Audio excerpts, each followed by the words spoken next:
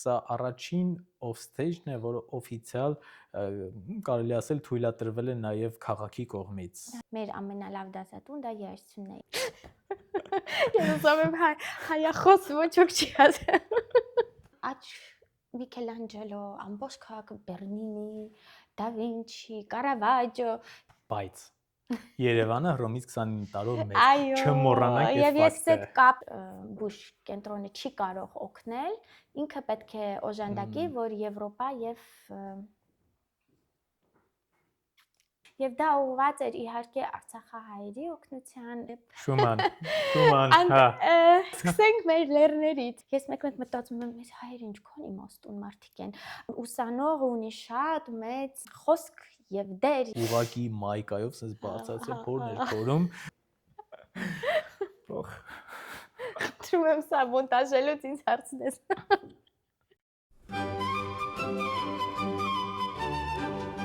Հենց հիմա կանգ առում սպասում եմ Անիին։ Ես արդեն նկարելով գալիս եմ։ Պրիվետ։ Անի ջան, մենք եկել ենք հիմա Բոնի Պանթեոն։ Ինչ համար ենք եկել։ Այստեղ ննջում են Ռոբերտ եւ Կլարա Շումանները, ինչպես նաեւ Բեթհովենի մայրը։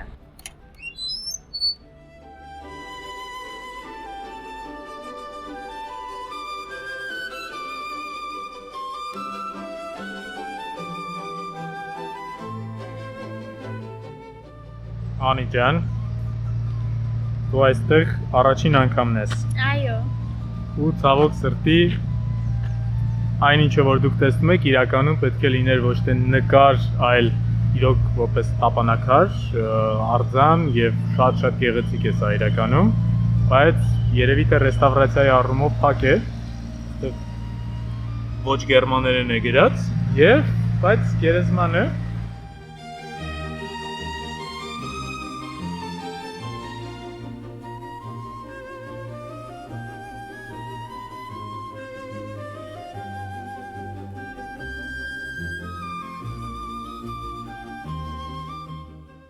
Այսպիսով ծաղիկներ ես բերել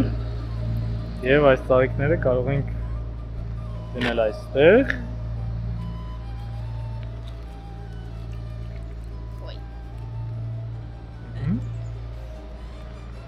Մի խոսքով այսօրվա off-stage-ը մենք նկարում ենք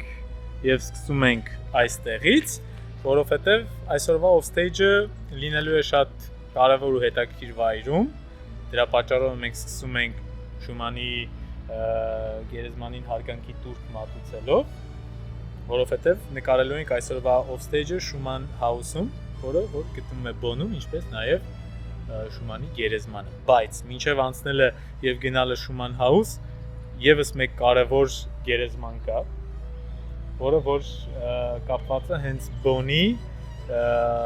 եւ Բեթհովենի հետ։ Գնանք, հեսա կտեսնենք։ Ամեն ինչ հետաքրքիր է հենց Բեթհովենն է գրել այս խոսքերը Hier ruht die Mutter Beethovens, Maria Magdalena von Beethoven, geboren Kedig, jetzt 17. Juli. Und sie war mir meine so gute, liebenswürdige Mutter, mein beste Freundin. Թարգմանությամբ եղել է ամենալավ մայրը եւ ամենալավ ընկերը։ Այսպիսով մենք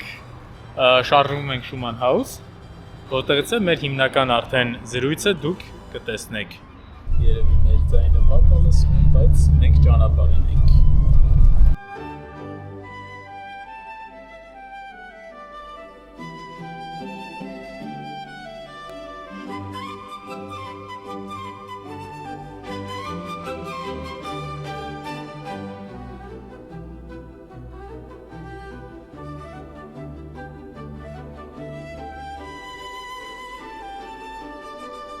Մինչ Անին պատրաստվում է, ուզում եմ ես արագ ցույց տալ եւ պատմել երաժշտական գրադարան եւ համերգասրահ ծառայող Շուման House-ի այս կարևոր եւ պատմական երկու հուշասենյակները 1854 թվականին Ռոբերտ Շումանը իր իսկ կամքով Դյուսելդորֆից տեղափոխվում է այն ժամանակ այստեղ գտնվող բժիշկ Ֆրանց Ռիչարդսի հոգեբուժարան եւ ներվոլոգիական կլինիկա Եվ հենց այս սենյակում անցկացնելով իր կյանքի վերջին 2 տարիները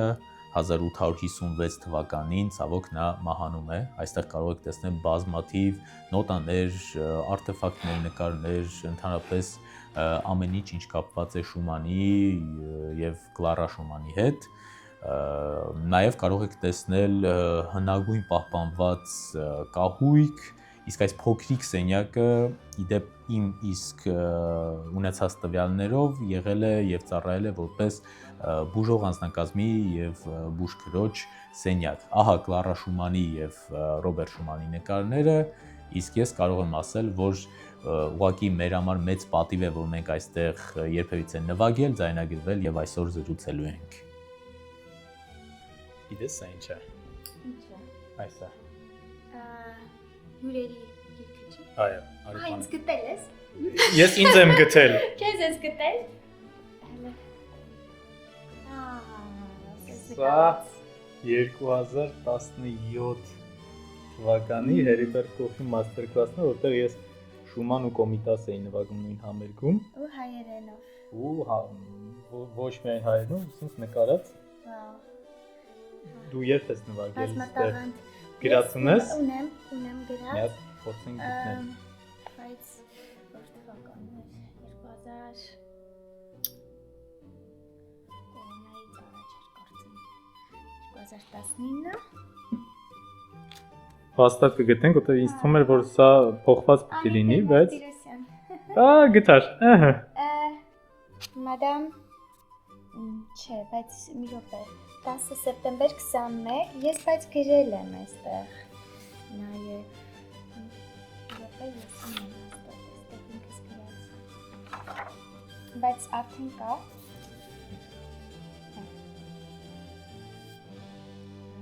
հեսա,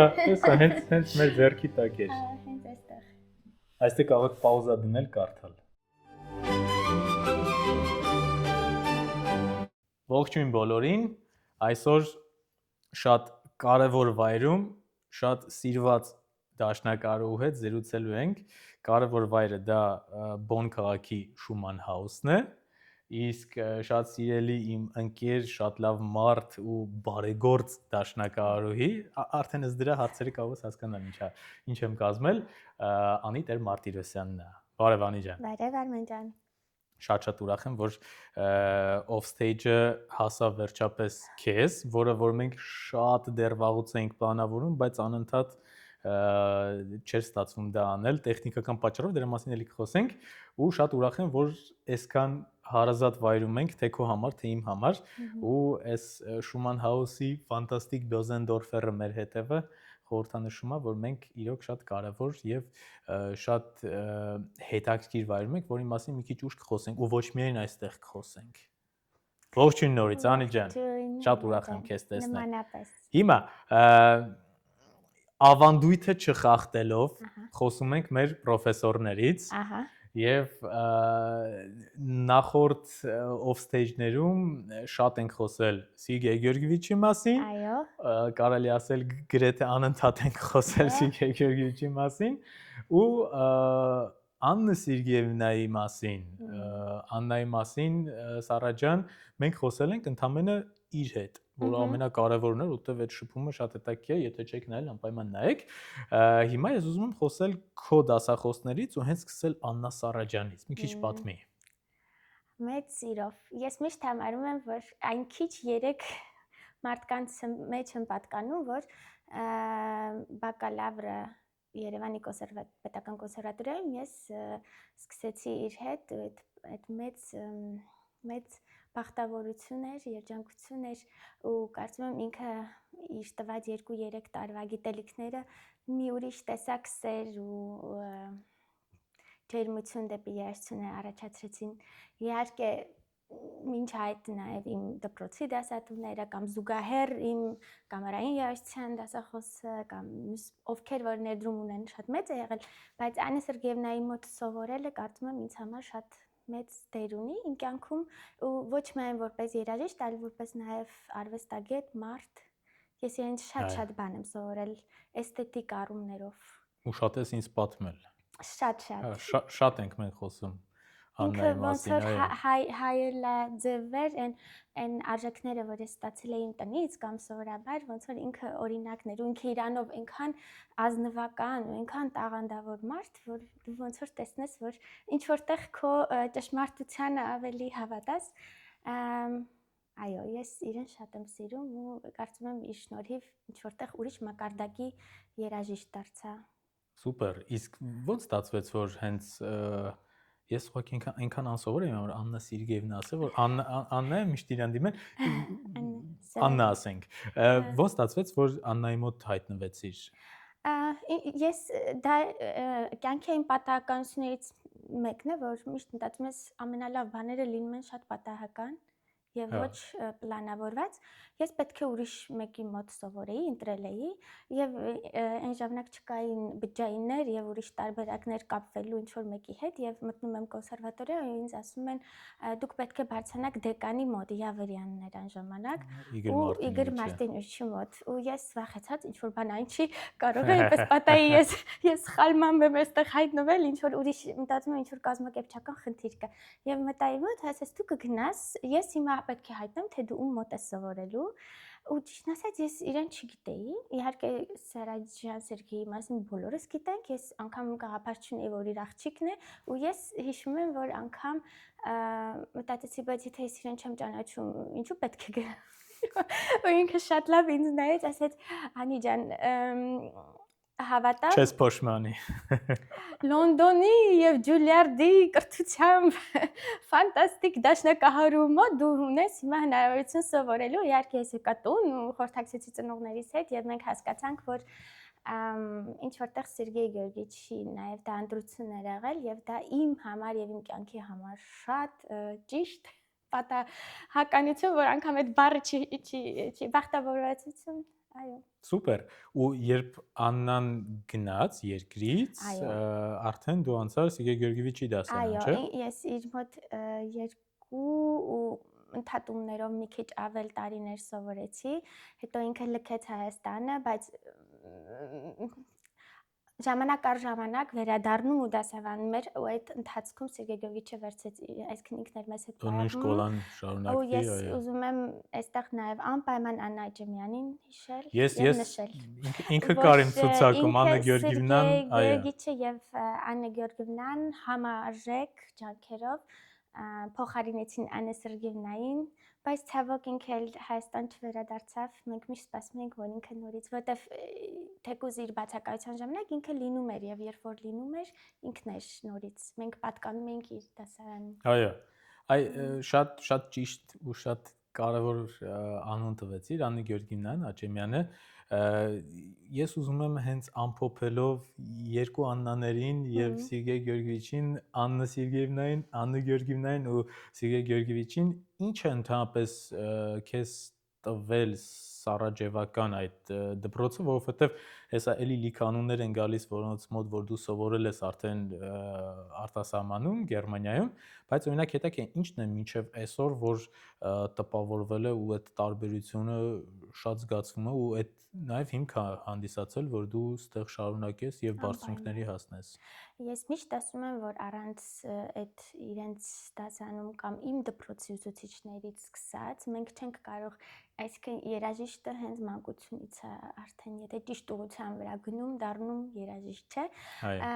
բայց ավելի պրոֆեսիոնալ մակարդակում նախ Աննա Սերգեևնայից այդ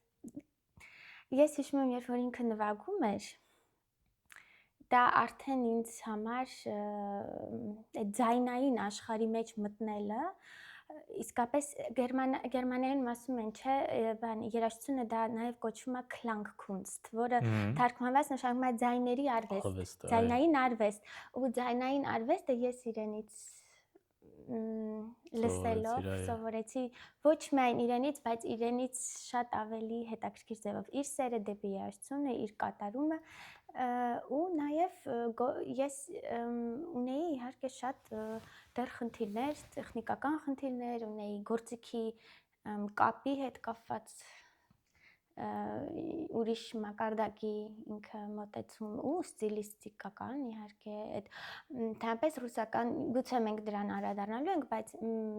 ինքն էլ է շատ եվրոպական ճշգրտությանը շատ մեծ տեղ տվող անգամ իր խոսքերն եմ հիշում, երբ որ Բեթհովենը կամ Բախը, ասում էր ամեն լեգատոն, ստակատոն ինքը ժամանակ է ունեցել, որ գրի, մենք պիտի դա չանտեսենք, այնքան լավ եմ հիշում։ Ու այդ ես հիմա հասկանում եմ, որ ինքը շատ եվրոպական, ռուսական եւ եվրոպական շկոլայի ներկայացուցիչ էր։ Շոպը միքս էր, Միանգամից այդպես ու ձայնի իհարկե ձայնի կուլտուրան Շատ լավ։ Իսկ հետաքրքիր է, օրինակ Աննա Սերգեևնան ինքը հիմա բավականին մեծ ուշադրություն է դարձնում Բախի երաժշտությանը, թե իր փոխադրումներով, թե կատարումներով, դրա մասին էլ մենք իր հետ թողարկման ժամանակ շատ խոսել ենք ու նույնիսկ մի դրվագ կա, որ ասում Բախից բանկա ավելացնելու, ինքը ասում է միշտ, ու այդ իր մոտ, որտեղ Բախը առանձնահատուկ դեր, առանձնահատուկ տեղ ունի, քո ծրագրի մեջ այդ մի քանի տարին, որ դու նվագում ես, արդյոք իր դասավանդման մեթոդի մեջ էլ ու ծրագրի մեջ էլ Բախը առանձնահատուկ դեր ուներ, թե բոլոր ստեղծագործությունները նմանատիպ ուշադրության էին արժանանում, թե Բախը ինչ-որ մի ձև առանձնահատուկ դեր ուներ ծրագրի մեջ։ Ես անգամ հիշում եմ, որ ես իր մոտ Բախ չեմ նվագել։ Ես նվագել եմ Հենդել, որովհետև առաջ այդ կար կոնկրետ ծրագիր, չէ։ Այո, ու առաջի 2 տարին, չէ, ներողություն, ռե մինոր տոկատն եմ նվագել, բայց չէ, ընդհակառակը ես ավելի շատ այդ ռոմանտիկ, ընդհանրապես ես որպես երաժիշտ ավելի պատկանում եմ ռոմանտիկ, ինձ ավելի այսինքն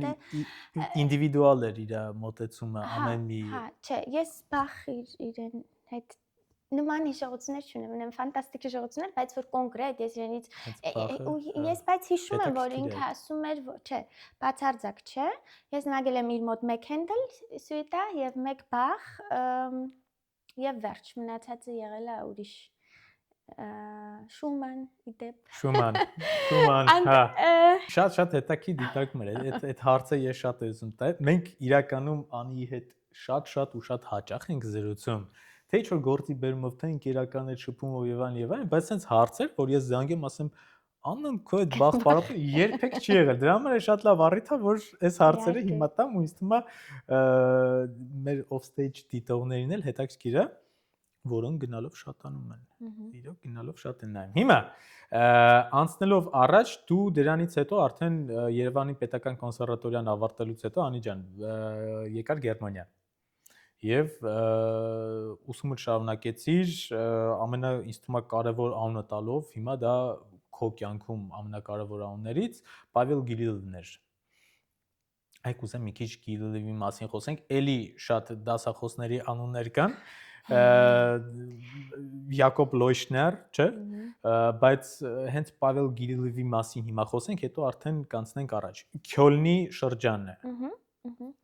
Ինչ հետաքրքիր օրինակ մեթոդիկա կար, որ առաջին անգամ հենց Գերմանիայում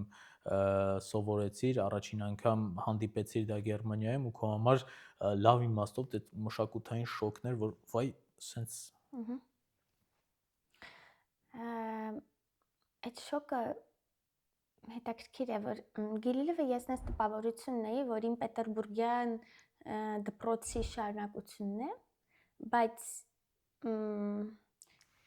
գերմանական երաժշտության մեկնաբանման ստիլիստիկ շատ կոնկրետ մենք ասում ենք պատմական հիմքերով մեկնաբանելը դա ուղղակի Քյոլնի այդ հին երաժշտության բաժնում սովորել, կլավեսինի, ֆորտեպիանո, այդ ամեն ինչը հասկանալ, Բախը ինչպես են նվագում, Բեթհովենը ինչպես են, արտիկուլյացիաները եւ այլն եւ այլն։ Դա կարող ենք անverջ խոսել, բայց այդ հիմքերը մինչեւ ռոմանտիկ երաժշտություն դա ամենամեծ շոկն էր։ Ու նաեւ հասկանալ, որ գերմանական եւ լեզվի կապը երաժշտության հետ։ Այսինքն, երբ որ ես խոսեցի գերմաներեն, ու երբ որ ես ապրում էի մի տատիկի տանը, որը գրող էր եւ խմբագրության ոնց են ասում սրբագրիչ, եւ ինքը ուղում էր իմ գերմաներենը, որտեղ ես ասում եի Բեթհովեն, եւ ոչ թե Beethoven։ Հա։ Ու իմ երաշտական գերմաներենը որը չեմ ատասան, այսինքն գերմաներեն ինչքան արտիկուլյացիայով ուրիշ սիրունությամբ լեզու է, բայց ինքը հայերենի, իտալերենի, ռուսերենի եւ ֆրանսերենի վոկալը չունի։ Ու ես հասկացա այդտեղ նաեւ այդ կապը, ինչու ավստրո-գերմանական երաժշտությունը պիտի շատ արտիկուլյացիայով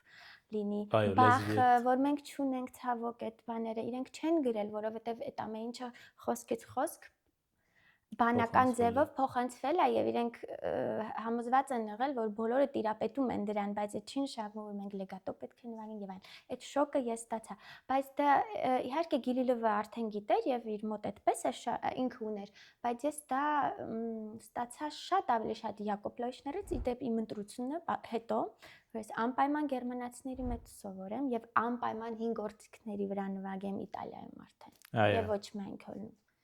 Որ արդեն գործիքներից սովորես, հա, այդ եւ Ուլրիչ Այզենլողը բոլորը իմ կյանքում դեր ունեն, որ դա ռուսական դպրոցի եւ գերմանական դպրոցի, հետո հասկացա նաեւ իտալական դպրոցի տարբերությունները։ Շատ լավ, իսկ հետաքրքիր է, օրինակ բացի այդ արտիկուլյացիայից եւ շեշտադրումներից, ընդհանրապես ինչ մեթոդական տարբերություն կար, բացի այդ մանրակրկիտ դետալներից, որովհետև ես ու դու նույն դաշնամուրային դպրոցի ներկայացուցիչներն ենք Հայաստանից,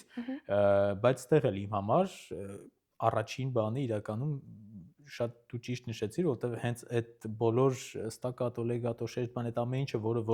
դու չես կարող ընդհանրապես թեկուզ մի հատ անտեսում ես կամ ինչ-որ մի հատը չես նկատում միանգամից, այն որ չես աբան, բայց միևնույն ժամանակ շատ մեծ ազատություն կար։ Շատ մեծ ազատություն։ Օրինակ հետաքրքիր է, դու լավ իմաստով ազատության մասին է խոսքը։ Դու այդ ազատությունը զգացիր հենց Գերմանիայում։ Այո, եւ եթե դու անգամ չարցներ, ես կասեի, որ ես հասկացա, որ չնայած Գիլիլովի ռուսական դպրոցից էր եւ իր ասիստենտը, ինչպես Սերգեյ Գեորգիեվիչի դեպքում դերը Աննա Գեորգիևնայի հավասարազոր է եղել եւ Օլեգ Պոլյանսկին, որ ես անպայման պիտի նշեմ, ինքը շատ հաճախ դեպ Հայաստանում է, որը Մոսկվայի ինքը հա Չայկովսկու լաուրեատ եւ այլն։ Ինքը ասիստենտն էր։ Հա։ Եվ ինքը ես հասկանում եմ, երբ որ ես իր մոտ եմ գնում, ես դեռ շատ ռուսականի մեջ եմ, որտեղ ինքը շատ խիստ էր,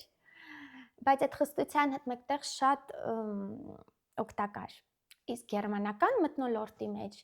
իրենք այնքան որոշումներ թողնում են քեզ վրա եւ ուղղորդում են, օժանդակում են, որ դու ունենաս քո ասելիքը, որ դու լինես, որ դու դառնաս արվեստագետ, ոչ թե կներեք copy paste, կամ իմ ճիշտը քո ճիշտն է։ Ես դա շատ եմ հարգում այս երկրում։ Ընդհանրապես դա մշակութային հարց է, բայց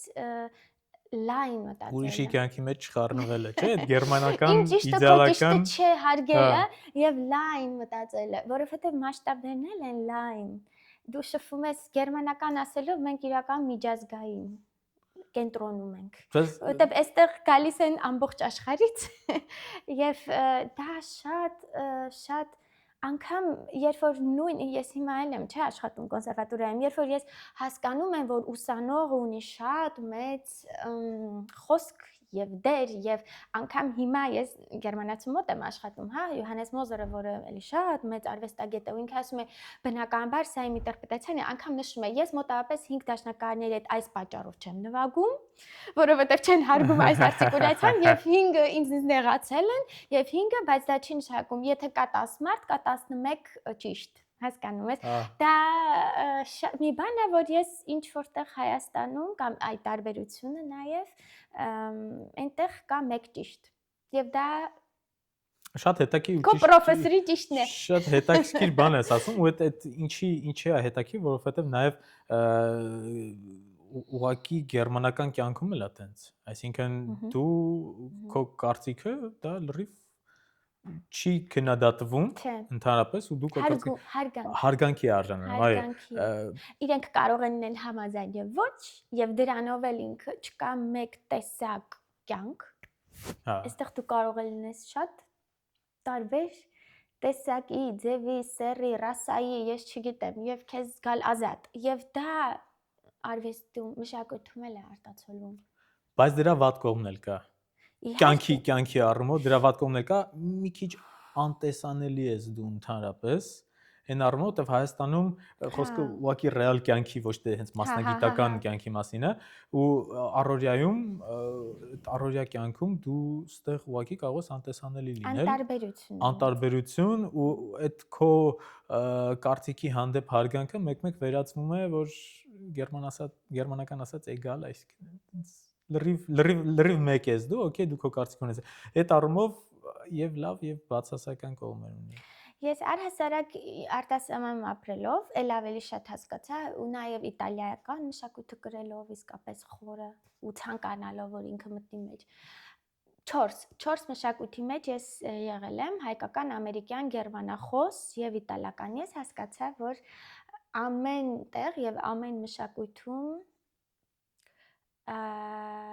եւ ամեն հարցի շուրջ կա երկու կողմը մեդալի Իհարկե եւ չկա իդեալական տեղ ու այդ առումով այո դու այստեղ ազատ ես քո շատ հարցերում ընտրության լայն հնարավորության բայց արժանում ես ավելի անտեսվածության անտարբերության եւ այո անգամ տաղանդդ կամ քո յուրահատուկ հնարավորությունները կարող են շատ ավելի դու չունես այդ աջակցությունը ինչ որ դու ունես Հայաստանում ընդհանրապես դու միևնույն ես մարդկանց, որովհետև ոնց ասեմ, ամեն ինչ էսպես է, իսկ մենք էսպես ենք։ Թե տեմպերամենտով, թե սարերով, այ սկսենք մեր լեռներից, դա այնքան բնույթը կոմիտասն է, չի ասել մարդը եւ մշակույթը եւ երաժշտությունը ձևավորվում է բնությունից։ Ես էլ հասկացա այդ ամենը, այսինքն որ դու դուրս ես գալիս, դու ընկնում ես ավելի մեծ աշխարհ, հասկանում ես այդ ընդհանուրի մեջ քեզ, ու ես ավելի շատ մտերմացա իմ արմատներին։ Ես ավելի շատ գնահատեցի ինչ ունեմ, ով եմ։ Ես մեկ-մեկ մտածում եմ, ես հայեր ինչքան իմաստուն մարդիկ են։ Ոչ թե որ ես հայ եմ, այլ իրենց փիլիսոփայական ինչքան ես զգում եմ, որ մենք շատ հին եւ իմաստուն եւ շատ լայն, ծանր մեծ ճանապարհ անցած անգամ ասք չասեմ, ոնց ասեմ, ֆոլկենք։ Այո։ Դեսի, շատ լավ, ֆանտաստիկ, բայց մինչև արմատներին վերադառնալը ես էլի հարց ունեմ, բայց մի հատ էլ հարց արանքում ծնվեց, բայց մի վարքին մեծ տոպտեմ։ Մի փագի միկրոֆոնը խնդրում եմ, իդեալական։ Անի ջան, հայկականը գիտեմ, գերմանականը գիտեմ, իտալականը չգիտեմ, ամերիկյանը չգիտեմ, մի քիչ այդ պահը մի քիչ մանրամասնի, իտալականից սկսի, որտեվ հետաքրքիր է, ինձ թվում է շատերին կհետաքրի, թե այդ 4-ից 2-ը որոնք են։ Իտալականը դա իմ պատահականից կյանքի հրաշալի նվերներից եւ պատահականություններից մյուսը, ես Աննա Սերգեևնային էլ եմ նվեր համարում եւ Գիլլովին էլ եմ նվեր համարում եւ առհասարակ այդ շկոլայի մեջ մյուս իմ կյանքի նվերներից մեկը դա Հռոմում ապրելու երջանկությունն է, ոչ թե որ դու գնում ես ու հիանում ես այդ իսկապես բաց երկնքի տակ մշակույթի մեջ, այլ դու ապրում ես եւ ես այնտեղ գնացի որպեսի աշխատեմ որպես մենք ասում ենք նվագակցող, բայց դա ճիշտ բառը չի, էլի, այդ ասիստենտ, ոչ թե մենք ասում ենք կորեպետիցիոն, թե coach ասվածով, այո, որպեսի ես մի քիչ դուրս գամ զուտ սոլո ուղղվածությունից, ինչի դեպ Գիլիլովներ միշտ ասում, դու ինչ որ պատ չես սովորելու դաշնակարից ու լսելով այդ բանը ես գնացի այնտեղ ավելի շատ օպերայի, երգիչների եւ թավջութականների, այդտեղից իմ սերը դեպի թավջութակ եւ այնտեղ որտեղ ես այսօր եմ սկսվեց եւ շատ հետաքրքիր մի դեպք, մի ուրիշ նվեր, ես այնտեղ հանդիպեցի Բարբարա Վինյանելին, որի հայրը, ես հիշում եմ անգամ երկհոնային դպրոցը Հայաստանում իր կար դպրոցի գիրքը, երբ որ ես իմացա ինքը Բարբարա Վինյանելին, Ֆերուչո Վինյանելի աղջիկը, այս Սանտա Չիչիլիա կոնսերվատորիայում այդ պատմական բաներ են, էլի։ Ես ասի գնամ իր դասերը լսեմ, հին գործիքների ինքը հին երաժշտության դասախոս էր եւ ես սիրահարվեցի, այսպես ասած, իրեն, իր մոտեցմանը, այդ գործիքների ինչ է վերաբերմունքը երաժշտությանը այդ գործիքների տեսանկյունից եւ խնդրեցի, արդյոք ես կարող եմ մասնավոր իր մոտ դասերի գալ եւ այլն։ Եվ Հայաստանից հետո այդպես անձնվեր երաժշտության նվիրյալներ ես հանդիպեցի ցավոք միայն Իտալիայում։ Եվ ինքը ասացի դու այսքան հետաքրքրված ես, դու կարող ես ուղղակի գալ ու նվագել ինձ համար։ Այսինքն նման բան, որ կարող են մարդիկ քեզ դասավանդել ժամերով առանց գումարի, ես չէի տեսել Հայաստանից դուրս։ Ու այդտեղ ես ոչ միայն իմ պրակտիկան որպես coach, այսինքն կամերային երաժիշտ, այլ նաև հին գործիքների վրա նվագելու եւ վերջում ես իրենց WhatsApp-ի գրուպայի հիմնական, ովքեր որ սովորում էին չեմբալո, կլավիսին, կլավիկորդ։ Ու ինքը մեկն էր, որ ինքը շատ մեծ արուստ էր եւ այդ պատմական գործիքները ինքը գնում էր եւ բերում էր իր ուսանողների համար։ Ապրում էր Պանթեոնի կողքը, մի խոսքով, մի ուրիշ հրաշք, ինքն էլ շատ մեծ դեր ունեցավ իմ կյանքում եւ Հռոմ առհասարակ այդ արվեստի մեջ լինելը, ամեն աճ Միքելանջելո, ամբողջ քաղաքը Բեռլինի, Դա Վինչի, Կարավաջո, դու քայլում ես փողոցներում ու դու արվեստի մեջ ես, էլ որտեղ է արվեստագետը Թանգարան բաց երկնքի ես չխոսեմ, որ բոլորը գալիս են ու չեն ուզում հետ գնալ, իմ սիրտն էլ է դեռ այնտեղ մնացել, բայց ապրել այդ մշակույթի հետ, ապրել Իտալու հետ, պատրաստել տիպիկ իտալական ճաշկերուներ, այդ ամեն ինչը շատ մեծ դեր ունեց իմ կյանքում։ Սուպեր, քանի որ հիմա կադրից դուրս շատ հավես մարդիկ եկել են վայրը ուսումնասիրելու, մի վայրկյան ստոպ տանք, մինչև ստոպ տալը ասեմ, որ Հռոմը այդ այն Իտալիան ընդհանրապես այն երկիրն է, Հռոմն էլ այն քաղաքն է, որտեղ որ մի քանի անգամ վերադառնալով, թե առաջին անգամ մենակ եմ եղել, հետո Սվետայի կնոջս այդ միակ տեղերից է, որտեղ որ դու չես հագենում, չես հոգնում ու անընդհատ ուղղակի վայելում ես ամեն մի շենքի մասնիկը, ամեն մի եղանակը, ամեն ինչը, լրիվ ուրիշ է, լրիվ համաձայն եմ։ Ես հասկացա, որ բոլոր ճանապարհները տանում են Հռոմ եւ ես հասկացա, որ բոլոր ցիվիլիզացիաները սկսվել են Հռոմից։ Անկամ մինչև այսօր, որ դեմոկրատիա է, դա այդտեղ ես հասկացա, որ այդ քաղաքակրթությունն է, որ մենք ձգտում ենք ու ուզում ենք։ Բայց Երևանը Հռոմից 29 տարով մեծ, Այո, չմոռանանք եւ ես այդ կապն էլ հայերի եւ իտալացիների, մենք ինչքան նման ենք։ Դա էլ էր ֆանտաստիկ իմ համար բացել այդ աշխարհը ու հասկանալ, որ մենք ոնց որ նույն խմորից։ Այդքան նման բացասական եւ դրական կողմերով։ Բոլոր կողմերով։ Ես չգիտեմ թողնեմ թե չէ, բայց երբ որ Իտալիայում էի, որ Մոնտեպուլչանո քաղաքն էր ոնց որ թե Մոնտեպուլչանոյով ավտոբուսով գնում եմ Ակետից Բեկետ, իդեպ Քյոլնի կոնսերվատորիայի կազմակերպած մաստեր կլասներն էր ու հենց այդ մաստեր կլասներին էի մասնակցում, բանի մոտ էի ես, Յոզեֆ Պարատորեի մոտ էի ու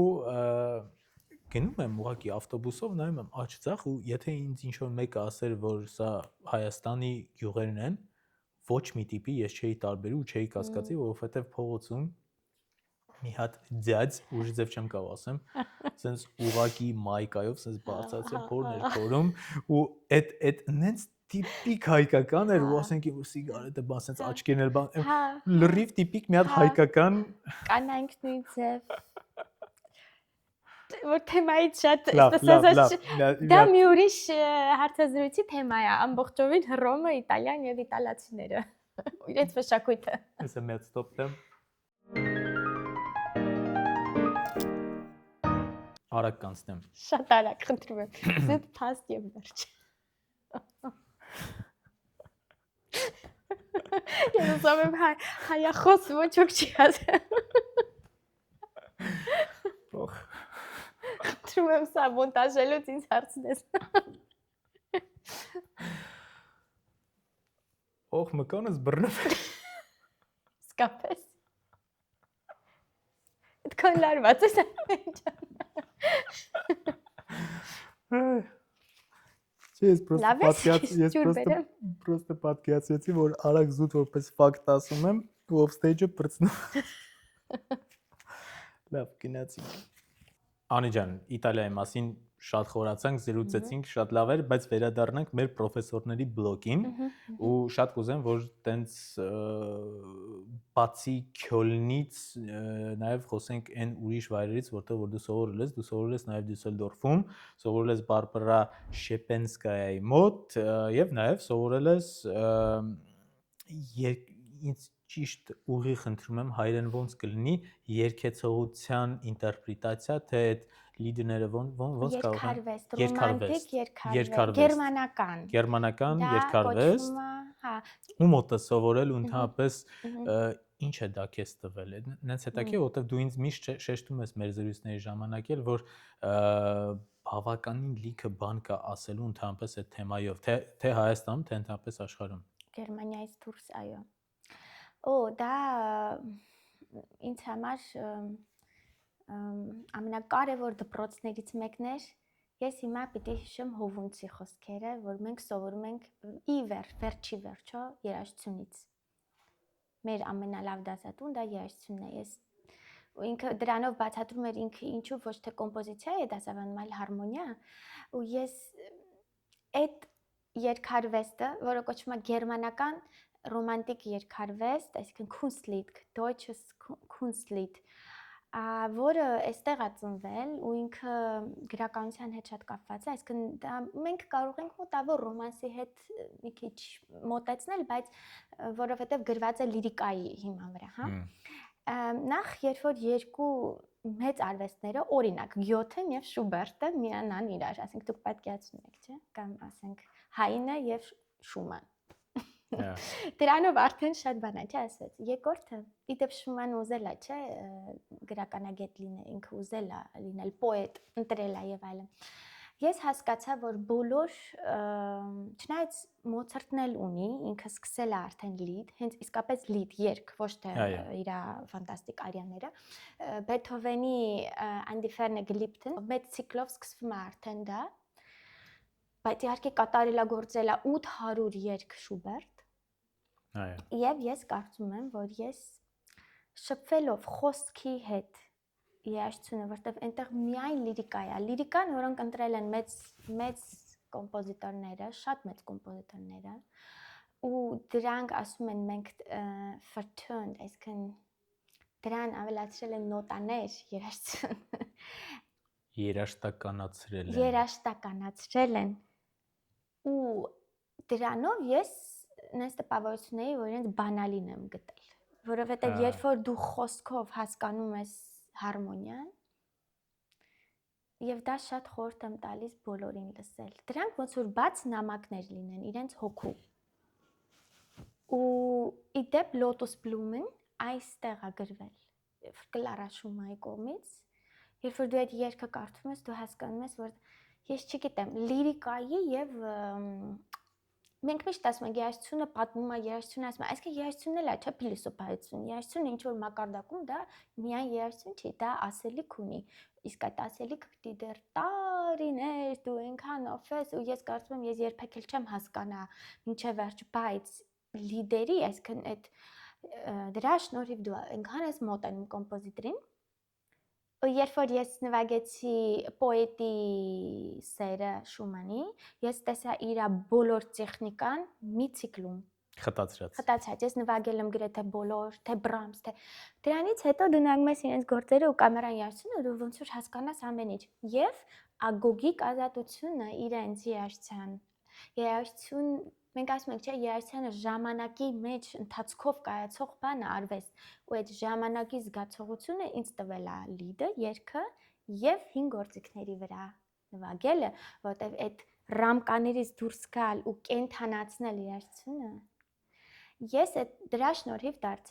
մոտեցել եմ ուրիշ մակարդակով, եւ սա էլի Գիլիլևն է ինձ ասել, երբ որ ինքը իմացավ ես դա սովորում եմ, ասեց ես սիրում եմ լիդը, իրենք Միշա Մայսկիի հետ առաջիններն են եղել, որ այդ բոլոր ցիկլերը նվագել են Թավչտակի Այնքան են սիրել, որ նրանք փոխադրել են։ Այդ բոլոր իրենց բաները, կա չէ, Deutsche Grammophonով իրենք ունեն ձայներ, ասում են մայսկին, դա իրականում գիլլվի,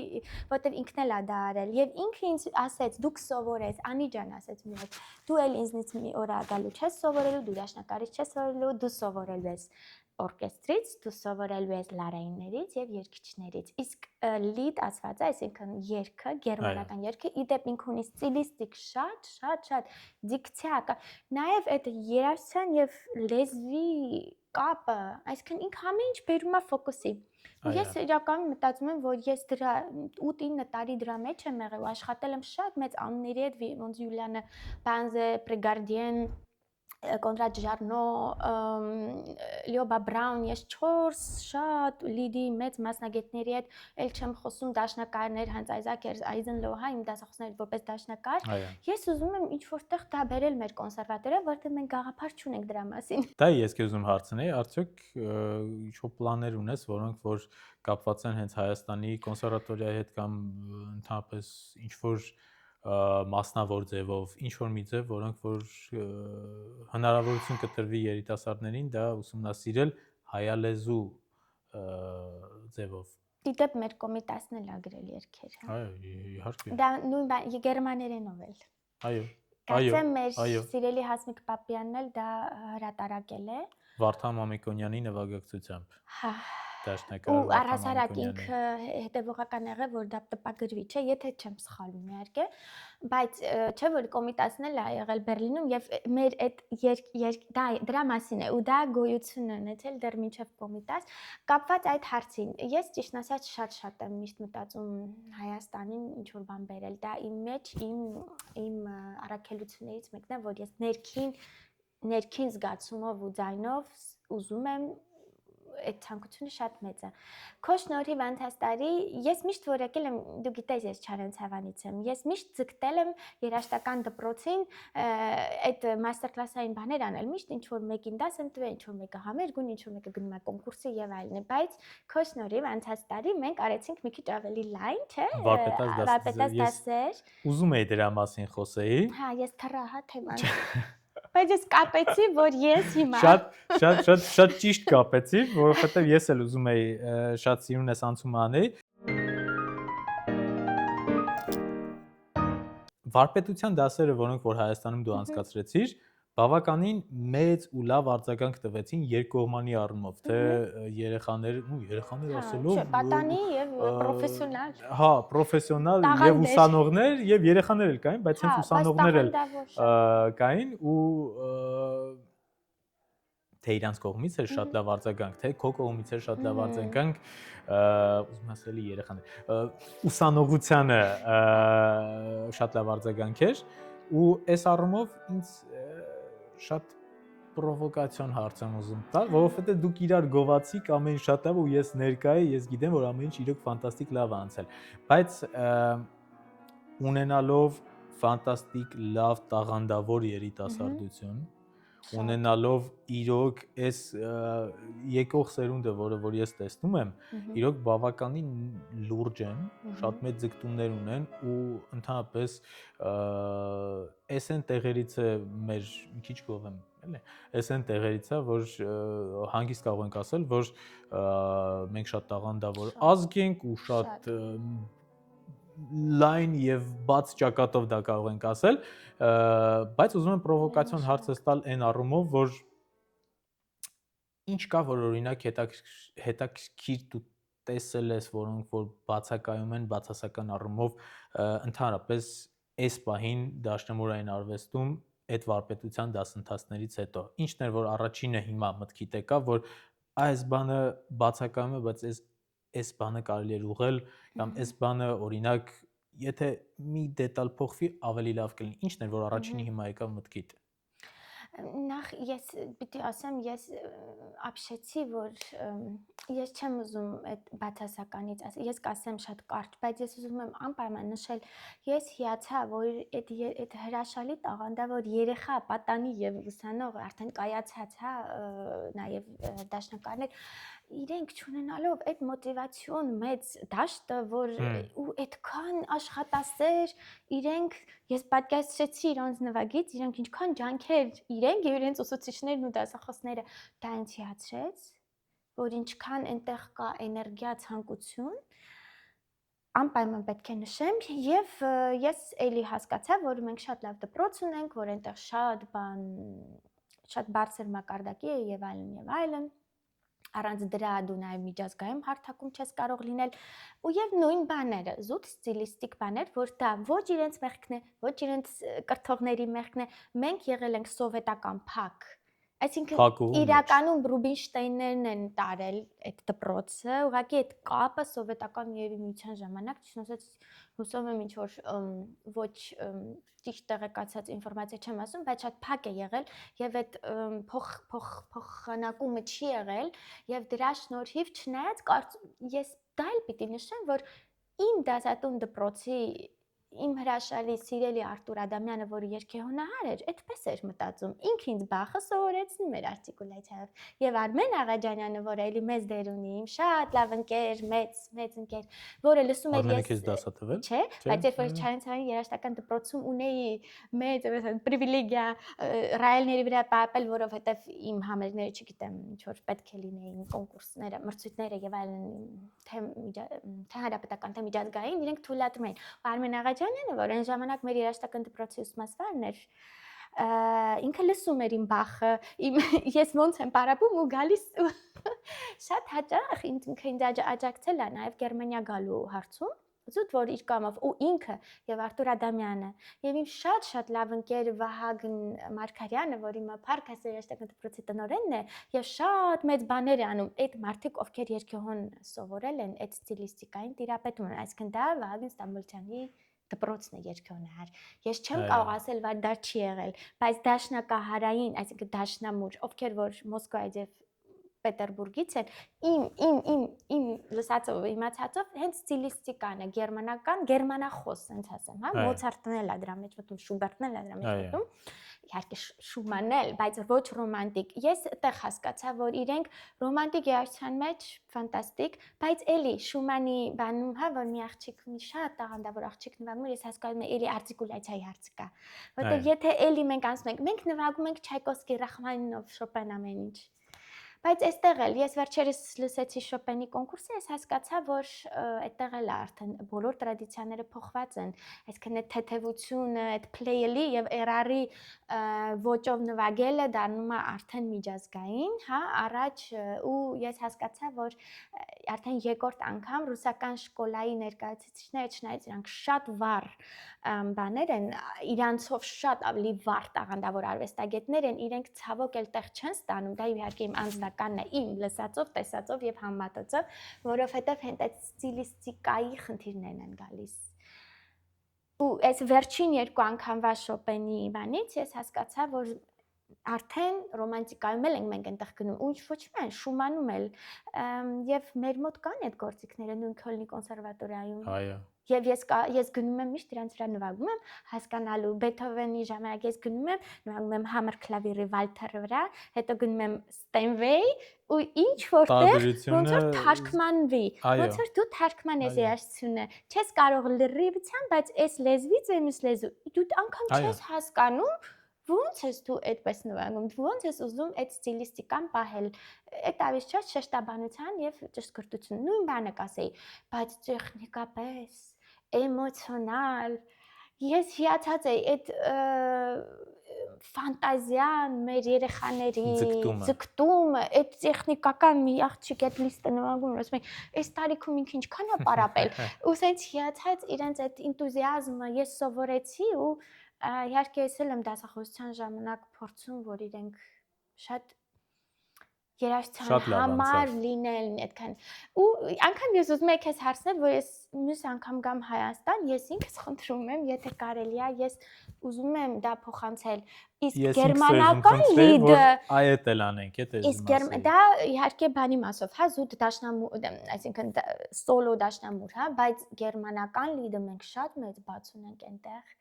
Սուտ, ես հիմա պատկասեմ, եթե մեր հրաշալի երգիչներից կամերային ոլորտում, հա, իրենք միջազգային մրցույթ անցկացնեն, իրենք արդյոք ի վիճակի են գերմաներենով, իտալերենով, իտալերենը կարծում եմ այո, այսինքն միջազգային մրցույթներում դա պարտադիր է գերմանական լիդը, օպերային հավասար է, չէ՞։ Արդյոք իրենք կարող են ճիշտ արտասանության, որ ամենակարևորն է երգչի համար, կապ չունի ռուսերենը, իտալերենը, իրենք արդյոք կարող են ճիշտ Մոցարտ երգել գերմաներենով։ Իհարկե Մոցարտը երգում է նաև իտալերենով, բայց այդ կոնկուրսներին չէ որ եթե ինքը չի գրել իտալերեն, կան օպերաներ, որ ինքը գրել է գերմաներեն։ Ես մտածում եմ, չէ որ ես անցել եմ դա, այսինքն եթե ես գերմանական լիդ եմ անցել, ես նաև անցել եմ արտասանությունը, դա շատ կապակցված է։ Մենք փորձենք ամեն ինչ անել մյուս գալուց, քո գալուց անպայման Հայաստանում դա կազմակերպել ու ինձ թվում է որ ուզողներ շատ կլինեն, բայց դաշնամուրային մաստեր կլասներն էլ վարպետության դասերը դա ուժի մեջ է, որովհետև ցանկացողները կան, հավատա, որովհետև երեխեքի հետ որ ես խոսեցի, թե վարպետության դասից հետո, թե ընդհանրապես ում հետ որ ես կապի մեջ եմ եւ այն, բոլորը շատ իրոք ոգեորված էին ու ես վստահ եմ, որ անցած անգամ է շատ արագ ստացվել, բայց այս անգամ էլ ավելի արագ կգրանցվեն բոլորը։ Հա, ես բայց կներես, չեմ ուզում շատ երկարացնել, բայց ես ընդհանրապես իմ հոգու սրտով կանչով ես շատ եմ ուզում Հայաստանին կապ չունի, ոչ միայն Այդ դրա մասին եմ ուզում խոսել։ Բան հետ բերել։ Այդ դրա մասին եմ ուզում խոսել։ Այդ դրա մասին եմ ուզում խոսել, որովհետև ես գիտեմ, որ դու համեստություն ես արել, անում եւ չեմ թողնի որ անես լիքը այն հարցերում, որոնք որ օրինակ Նարեի հետ էլ Արամանյան որ մենք խոսում էինք, ինքն էլ քանի որ մենք առօրյա կյանքում թե Նարեի հետ թե քո հետ որ կապի մեջ ենք, ես գիտեմ թե դուք ինչքան բարեգործական ծրագրեր ունեք ու հիմա խոսելով քո հետ քեզնից ես ուզում եմ որ առաջինը մենք խոսենք քո ծննդավայրի Չարենցավանի բարեգործական նախագծերից, որոնք որ իրոք շատ մեծ գործ ես արել եւ երկրորդը նաեւ խոսենք արդեն այստեղ Գերմանիայում Արցախի նվիրված համերգներին, որոնք որ էլի բավականին կարեւոր են։ Ես ուզում եմ որ հենց երկուսի մասին էլ մենք խոսենք։ Ես երբ որ այնտեղ էի իրենք էլ ասին գոնե մեկ ինտերվյու, ես իհարկե չեմ սիրում այդ մասին շատ խոսել, որովհետև դա չի արվում խոսելու, դա չի արվում խոսելու համար, բայց մյուս կողմից ես ինչի համար եմ ուզում որ դու դա ասես, բացատրեմ, ոչ միայն որ ես ուզում եմ որ մարդիկ իմանան, որ սա արվել է ու սա կարևոր է, նաև ես ուզում եմ որ այո, որ որպես օրինակ ծառայվի, թե այսպիսի բան հնարավոր էր անել, որովհետև շատ մարդիկ մտածում են, եթե չի խոսում դրա մասին, ուրեմն չի էլ արվում։ Ես իդեպ նույնը, եթե մենք դրա մասին խոսենք, ես անպայման մի գերմանացի դուդուկարի, այսինքն մի հրաշալի մարդու մասին պիտի խոսեմ, որը նույն ձև էր, ես ասացի Գրեգոր,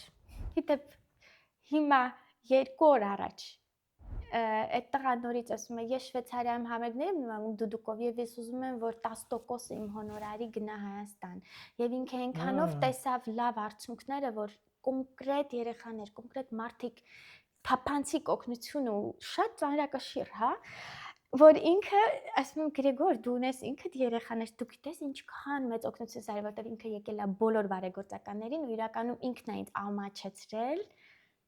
որ ես այդ միտք ունեցել եմ, բայց ինքը ավելի կոնկրետ արդեն Բերլինում անում է ու հիմա ինքը ինչ որ մեկին գուցե սկսեմ պատմությունը ինչպես է սկսվել։ Սկսի։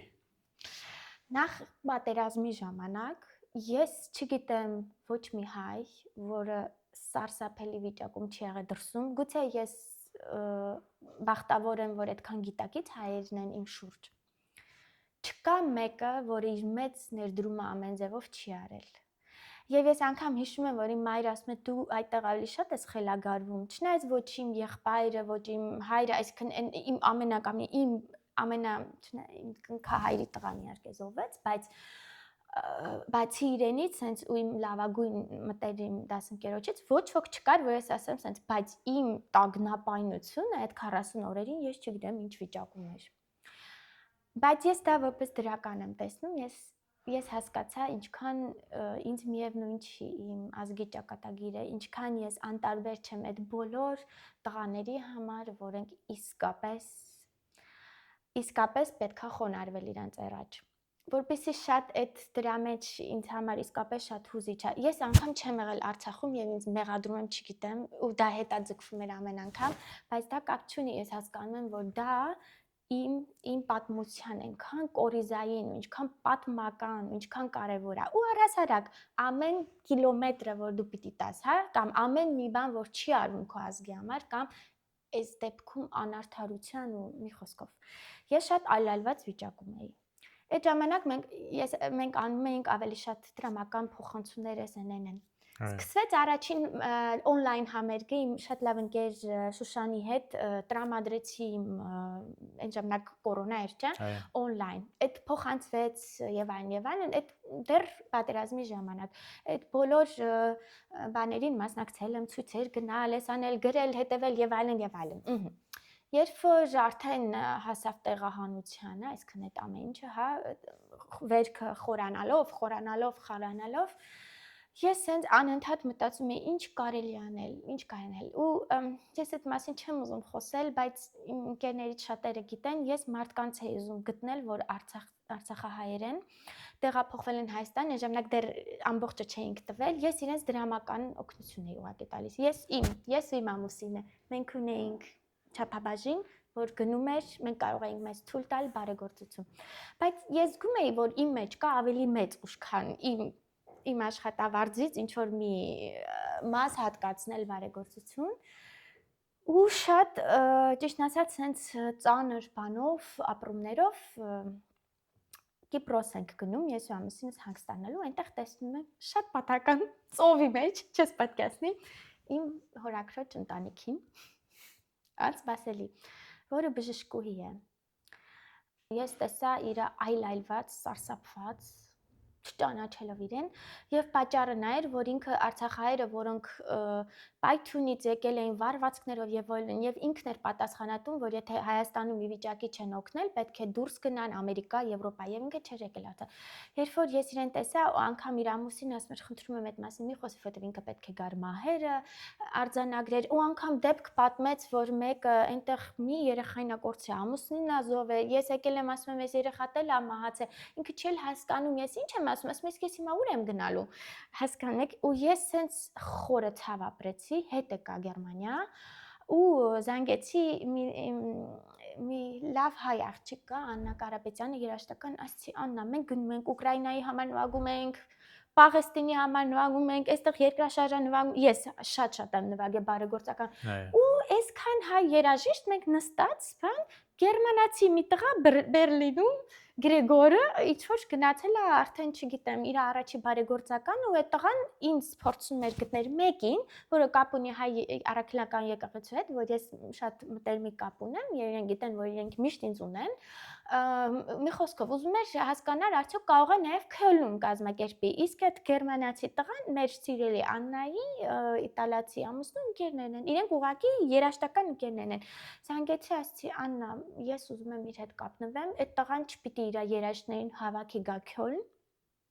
ես կհավաքեմ Քյոլնում երաժիշտներ եւ եթե անգամ ոչ ոք չլինի, ես մենակս կնվագեմ իր հետ, ինքը ու ես։ Զանգեցի տղային, ասացի Գրեգոր, նախ ես հիացած եմ։ Ու ասեց ինքը գերմանացի դուդուկահար է, ինքը շատ կապված է մեր մշակույթին, ինքը մեր մշակույթը ամենտեղ դուդուկ եւ այլն, մի խոսքով, իր մասին կարելի է մի հատ ուրիշ ռեպորտաժ անել, հավաքվեցինք ու ես կապնվեցի առաջին բարեգործականը Քյոլնի եկեղեցու հետ, որովհետև իրենք հնարավորություններ ունեն շատ ավելի հեշտ ու արագ ձևով տեղը, եկեղեցին եւ այլն, հա, ու հախամվել։ Հետո ինչն էր շատ հետաքրքիր։ Ես հարցեցի մոտապես 25 հայ եւ ոչ հայ երաժիշտ, իմ ընկերներ, աշակերտներ, ուսանողներ, մարդիկ, որ մտածեցի իրենց մարդկային արժեքներով կոժանդակեն եւ հետո կներես այդ խոսքի համար ընկա կրակա, որ բոլորը համաձայնվեցին եւ իրանց ռեպերտուարներով ու ես այս 25-ին ինչ անեմ, համ հարցնում ես, սենց ուրախալի միասնականություն, փաստ։ Մենք կազմակերպեցինք կվարտետներ, խաչատրյանի տրիո, դուետներ, հնարավորինս սեղմելով ծրագիրը եւ տեսա, որ դեռ կեսից շատը մնացին ու ես գիտես որ դերում էի ու ինչ պետք է դաշնամուրային աջակցությամբ ես ինքս չկար այդտեղ մասնակցեցին միջազգային շատ ֆանտաստիկ երաժիշտներ հիշում եմ Արաշ Ռոքնին որը Բախի մրցանակակիր էր որը նաև մեր կոնսերվատորիայում էր սովորել ու ինքը շատ հայ ընկերներ ունի, ասեց իր դասախոսն է Արցախահայերեղեն լավագույն ընկերը, որը Բերլինում այդ մեր տղա այդ որ մեծ մրցանակ է վերջերս կոմպոզիտոր, ոնց է իր անունը Բերլինն է կոմպոզիտոր, որը Հադրութից Հովանեսի գործերն է կատարում ինքը իր համար գործեր գրում, ասեց ես քեզ խնդրում եմ, որ ես ուզում եմ գամ ու որպես աղոթք Բախ նվագեմ։ Պետք է ասես Բախի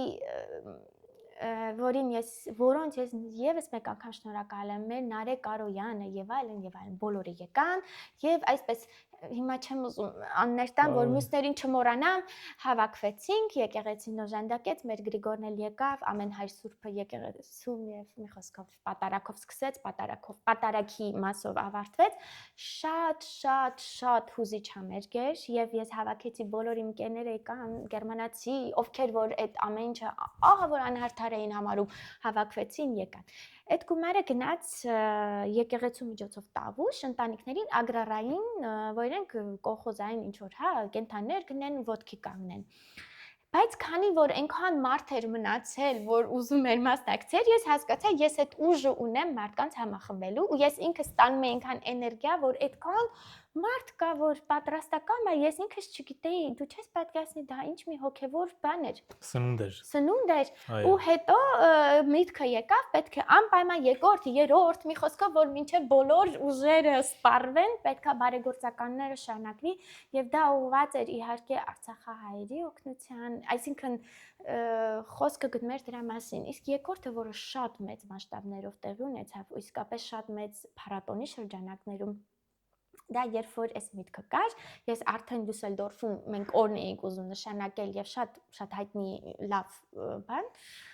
ես գնում եմ մայիս ամիսը մեր առաջինը եղել է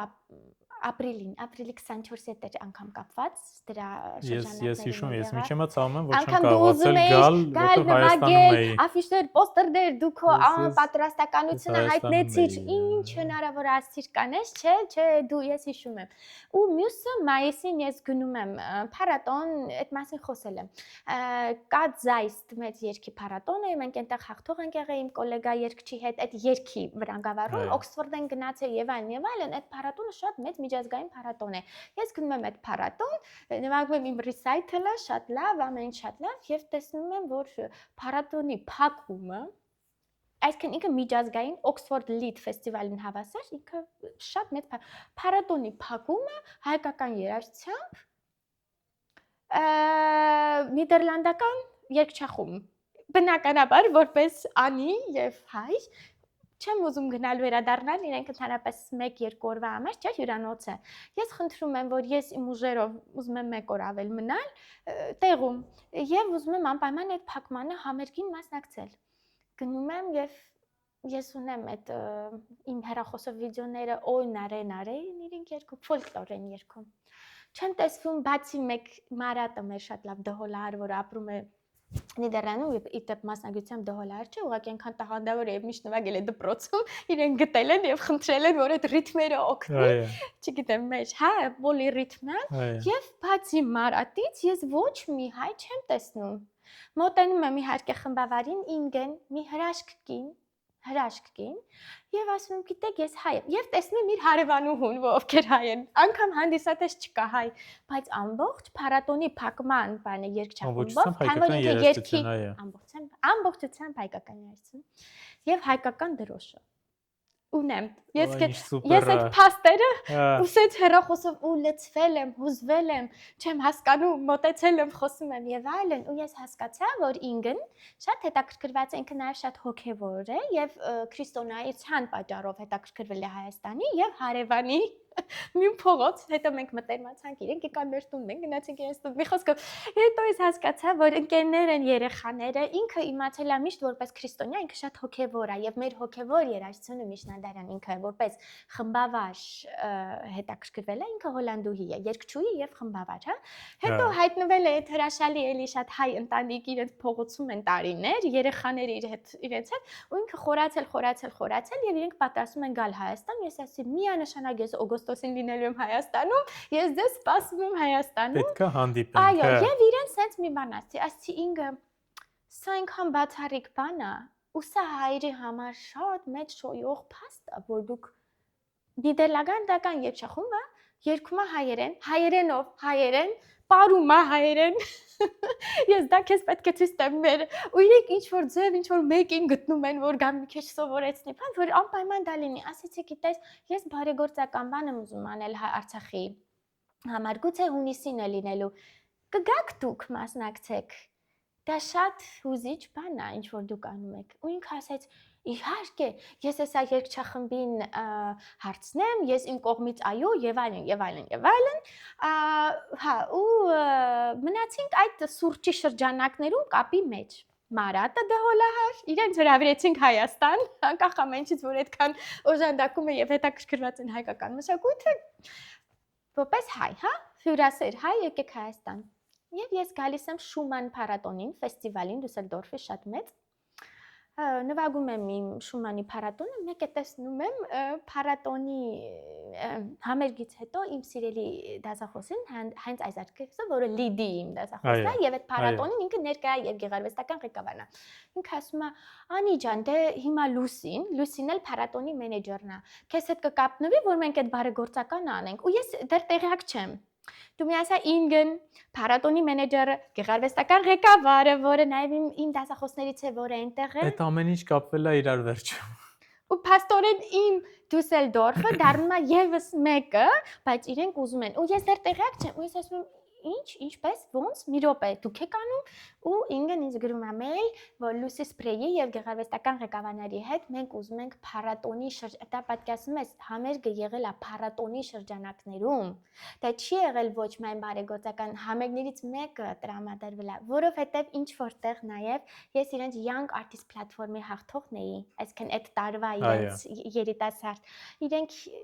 ինձ այդ ժեստը եւ իմ հայրենիքի հանդեպ արեցին որպես հաղթող։ Ֆանտաստիկ։ Ու ես ասի իսկ ինչպես եւ շատ արագ տեմպերում եւ գեղարվեստական ղեկավար Հենք Նևենը։ Ինքը շատ հայտնի բարիտոն է։ Բոլորը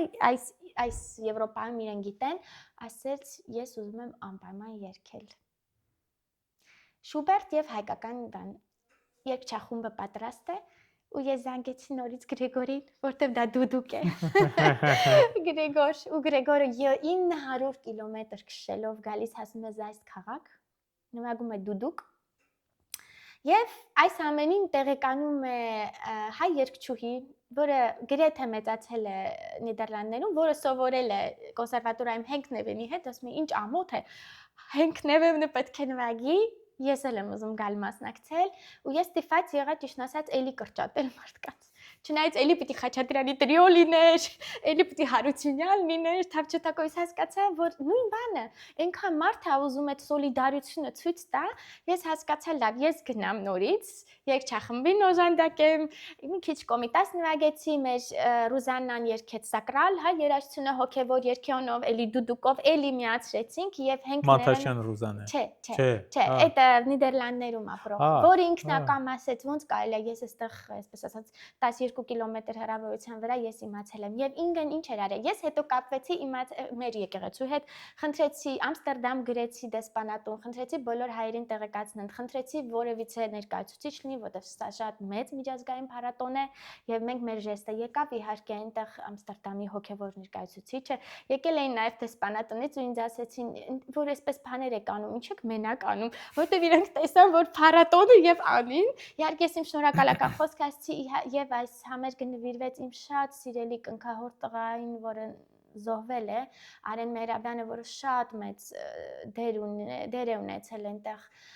մի խոսքով դա շատ ցավալի ու շատ գուցե հպարտանալու բան է, որ ինքը Կալիֆոռնիայի ֆիզիկոս լինելով եկել էր, որ ծառայեր, որպես ինքը կարողանար գիտնական Հայաստանում մեծ հետազոտական կենտրոն բացեր եւ հիմա իրենց ծնողները Մեհրաբան հիմնադրամն է, որ շատ բաներ է անում մեր զոհվածների ընտանիքներին եւ այլն, իհարկե նվիրվեց իրեն եւ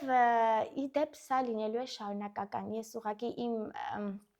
ժամանակը չի հերիքում այդ մասշտաբի ու այդքան սիրուն ու ամբողջ եկամուտը այս անգամ գնաց Արցախահայ երեխաների երաշտական ուսմանը ու ես ճիշտ ասած մենք ուզում էինք ինքի հետ իհարկե ես գումարներին չեմ տիրապետում անձամբ, հա, դա փառատոնին էր պատկանում եւ ես կապտեցի Գորիսի, Կապանի հետ, ես ուզում էի սահմանափերձ, մենք որոշեցինք սահմանամերձ, հետո ինձ շատ օգնեցին ինչ Հայեցավանի հանգման կապիտանը, որովհետեւ իմ ընկերներն են եւ իրենք ունեն այդ հնարավորությունը կշիռը պետական մակարդակով, այո, իրենք ասացին, որ այնտեղ դա անվճար է, կարիքը չկա։ Հետո մտածի այդ դեպքում որտեղ են ամենակարիքավորները, ես կարծում եմ Երևանում չեն, կլինեն հաստատ, բայց մարզերում են շատ ավելի կարիքավորները ու ես մտածեցի, ով կարող է պատշաճ ձևով ինձ օգնել, որ ես հասկանամ ամեն լուման առանց կասկածելու, բայց անձամբ կհասցնի եւ այդ պատճառով եկավ Կոտայք եւ Կոտայքի շատ միայն Չարենցավան չէ, համայնքներում տարբեր երաշտական դպրոցների եւ Պարի եւ այսքան Արցախահայ երեխաների, հետո մնաց էլի մի քիչ գումար եւ ինձ հուշեցին մի լավ բան Վահագը Մարգարյան, ասեց Անի ջան շատ կան իդեպ նույնը վերաբերվում է ֆոլկլոր գործիքներ, ութ, թար եւ այլն, որ իրենք շատ են ուզում այդ գործիքները նվագեն, չունեն հնարավորություն գործիքների։ Եվ Վահագը ասեց մենք ուզում ենք դասական կլարնետ, դասական հոբոյ, դասական սաքսոֆոն, այդ երեխաներից շատ կան, որ այնտեղ սովորել են կամ բան, չունեն հնարավորություն, գուցե գործիքներ։ Ու ես հասկացա նորից փառատոնի հետ խոսեցի, եթե գործիքներ, ուրեմն դա մի քանի սերունդներ կարող են օգտվել ու նույն Արցախահայերը եւ ոչ միայն Արցախահայերը արդեն ու գնվեց ու այդ բաժինը բացվեց ու 2 օր առաջ Գրեգորը նորից ասում է ես ուզում եմ 300 ֆրանկ ուղարկել Անի ջան ասում է դուք որոշեք խնդրում եմ այս անգամ ֆոլկ գործիքներին որովհետեւ ուդը մնացել էր ու մեզ դարդ էր եղել ես խոստացա այդ ուտի դասատուին մենք ուդել ենք եւ մեկ թար չկար, խնդիր կար, Արցախահայ երեխաներ ուզում էին գործիք չկար։ Հիմա այդ առումով ենք աշխատում։ Գրեգորը իր համերգներից որոշում է, իսկ ես իմ դիսկները, որը երգի, ես ունեմ Բրամսի Դիշոնը Մագելոնեն, ես դա ստացել եմ կորոնայի օգնությամբ, ձայնագրել եմ ու քանի որ ես ամեն ինչը նաև երգի հետ կապվեց ու փառատոնի, ես իմ համերգների ժամանակ ազնվորեն ասում եմ իմ սոլո դիսկի ձայնասկավառակի եկամուտը գայս է ինձ, բայց եթե դուք ուզում եք օժանդակել Արցախահայերի գործիքների, երեխաների ու առհասարակ այնտեղ մենք ընտանիքների ենք օգնել,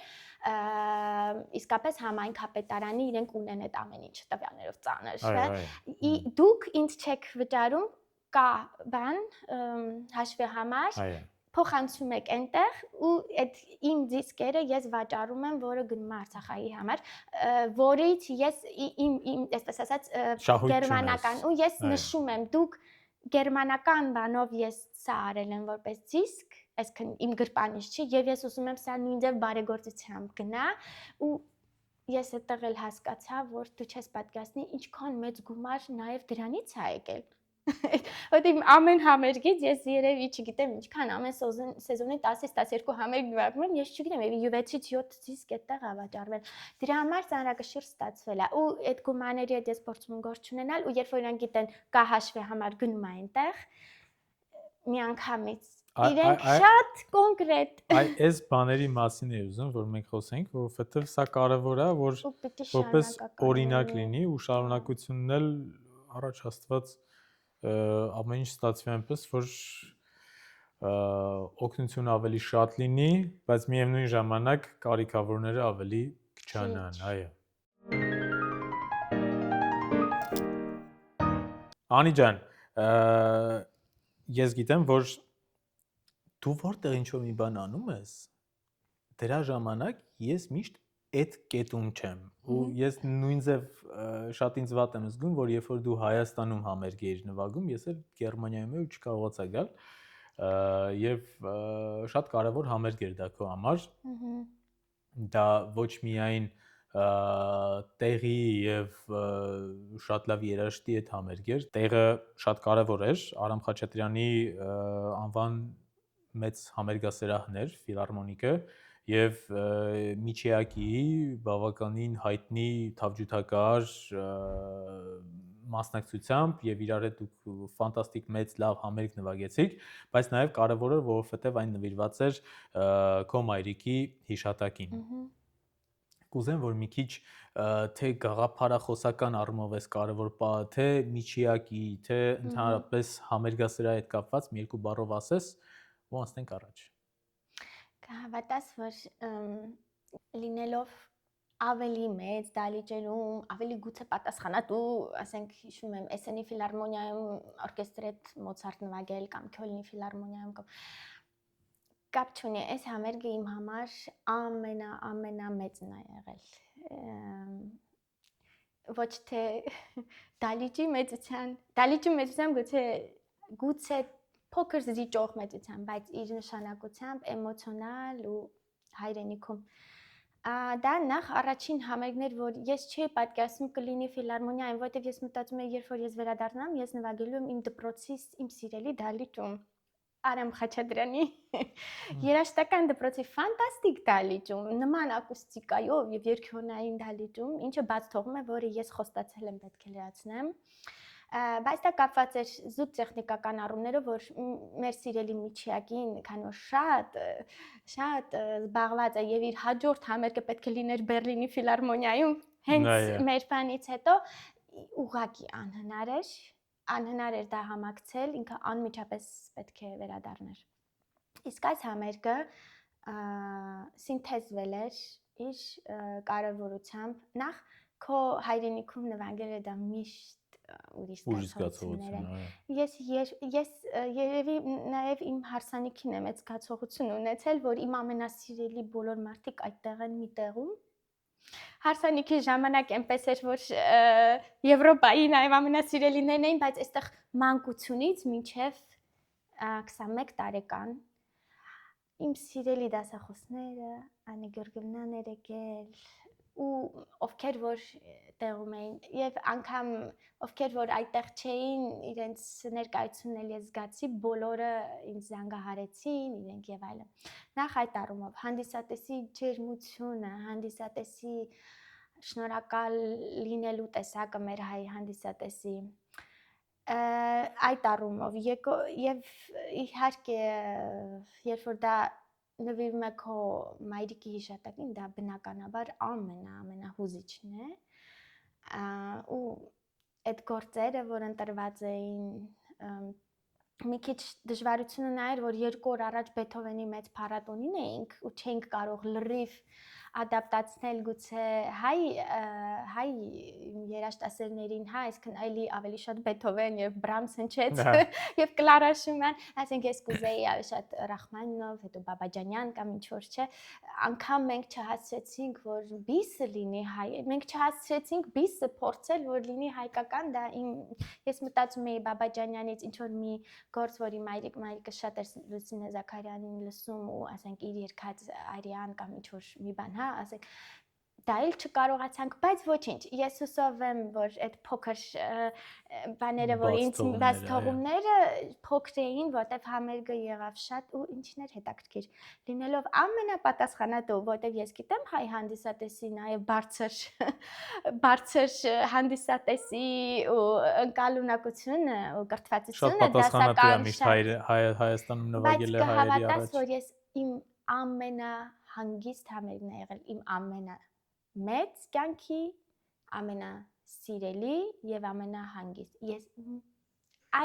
Ես անգամ անհանգիստ եմ, որ պետք է հուզվեմ, որպեսզի կոնցենտրացիայից հետ խնդիր չլինի։ Ոչ մի ադրենալին ու իհարկե Միչիակի հետ նվագելը ու ինքը իր Ստրադիվարի գործիքով մի խոսքով դա շատ իմ սինթեզված էր ամենանուրբ ու կարևոր բաները մեկ կետում։ Եվ երբ որ 40-50 եւ ավելի ծաղկեփնջերով դու տեսնում ես այդ մարդկանց, որոնք նաեւ իրենք են ներկա։ Մենք այստեղ գրեթե ոչ ոքի չենք ճանաչում, որ նվագում են, որովհետեւ անգամ մեր շուրջ չեն ընկերները, որտեղ որ մենք գնում նվագում ենք, հա, երբ որ դու այստեղ նվագում ես, ես շատ մեծ սիրով եկա, կամ երբ որ ես այստեղ նվագել եմ, կամ հա, ասենք Քյոլն, Բոն եւ այլն, բայց մենք տարբեր տեղեր ենք ու շատ քիչ են որ քո հարազատներ ունեն եւ այդտեղ ու ես իհարկե իմ մայրիկի ներկայությունն եմ շատ զգացել, ես ընդհանրապես շատ ոգևոր մարդ եմ, ես այդ հանգստություններ, ես գիտեի, որ ես իր համար եմ նվագում ու ես այդ կապը դեռ մինչև օրս ունեմ ու ես չգիտեմ այդ գեշ խաղաղությամբ իմ ամենասիրելի ու կարևոր համերգներից մեկն էր իմ կյանքի ու տես ինչքան բան ասեցի իմ հայրենիքում նման դալիճում իմ հարազատների համար ամեն ինչը իրար հետ նման երաշտի հետ նման գործիք խաչաձևված ռեպերտուար եւ նվիրի քո երջանկայի շտակ մորը դա իհարկե գուցե էլ չլինի նման ու առաջին համերգը որ իրեն է նվիրվել ու ինչպես ասել եմ ես անպայման երաշտական իմ սիրելի երաշտական դպրոցին պարտք եմ դա ինքան վատ է զգում իրեն բոլորը ներկա էին սպասենք նոր համերգի ուրեմն եւ վարպետության դասերի դա չենք մոռանա հիմա քանի որ մենք ունենք 42 րոպե ժամանակ այս ինչ երկար եմ խոսում այս ինչքան է լինում է Ես ինչ-որ շատախոս, ես միշտ եմ շատախոս, Լիմիտ չունե, ես թողելու եմ ես։ Այս որ խնդում եմ, խի աստեղս ծակում։ Ասեք ինչ-որ մեկը մտածում է։ Օխ։ Կարող է օգնեցնեք։ Ինչ-որ բան եմ արել, որ ծիծաղում ստեղը սնեց բռնվում է։ Էս նոր։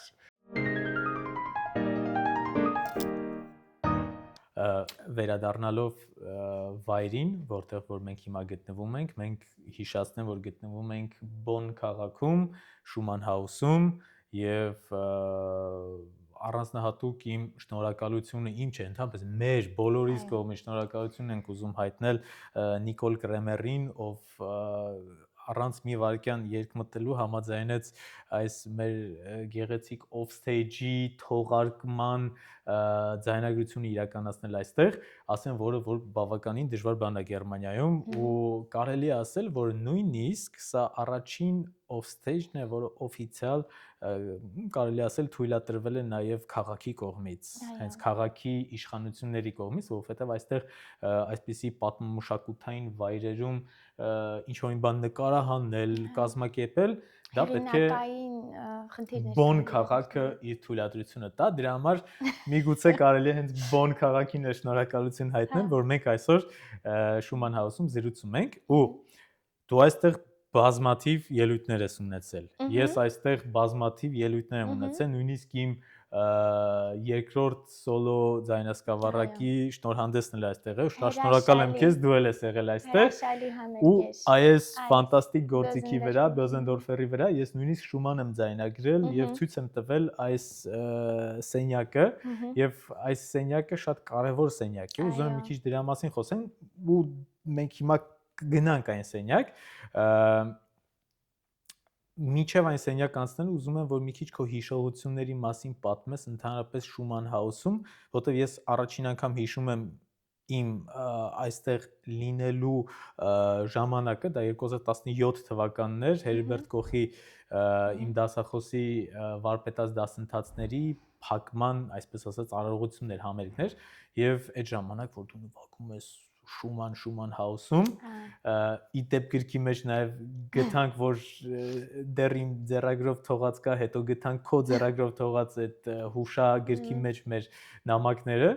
եւ երբ որ դու նվագում ես Շուման եւ ներկայացնում ես Կոմիտաս, այդ զուտ իմ հիշողություններն եմ ես հիմա ասում, այդ լրիվ ուրիշ զգացողություն է։ Քո մոտ ինչ զգացողություն էր եղել, որ դու Շուման Հաուսում ես նվագում, մի սենյակում, որտեղ որ Շումանը մահացել է, այդ սենյակի հարևանությամբ դու նվագում ես համերգ, իսկ այդ սենյակի մասին մենք դեռ այնտեղ կխոսենք։ Ինչ զգացողություններ ունեիր։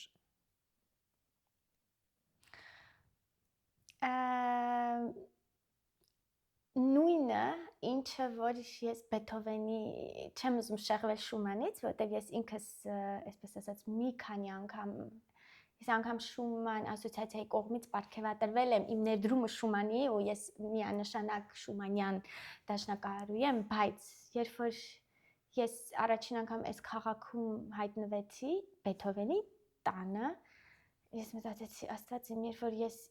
երաժշտական դպրոցում գրականությունից սովորում էի Շումանի մասին ու Բեթհովենի մասին ու որ իրենք բոնում, որ իրենց տները բոնում, որովհետև սա եղել է իր հոգեբուժարան տունը, չէ՞։ Այո։ Այստեղ որ իրենք Դուսելդորֆում են ապրել մի քանի տարի, որտեղ նաև Բրամսն էլ է միացել եւ այլն ու ես երբ կպատկերացնեի իմ որ դեպ ասեմ այդ կեսակրությունը այնքան լավ եմ հիշում մեր բալենու տակ այդ ծառի տակ կեսագրությունը սովորելու, որտեղ ի պարտականություն էր, որ այդ կեսագրությունները թե Բեթհովենի, թե հետո Շումանի, ես շատ էի սիրում այդ բալենու ծառի տակ իրեն սովորել ու գնալ ու պատմել, ու դու հետո, այսինքն դա 7-8 տարեկանում ես հայտնվել եմ այդ տներում եւ նվագում եմ։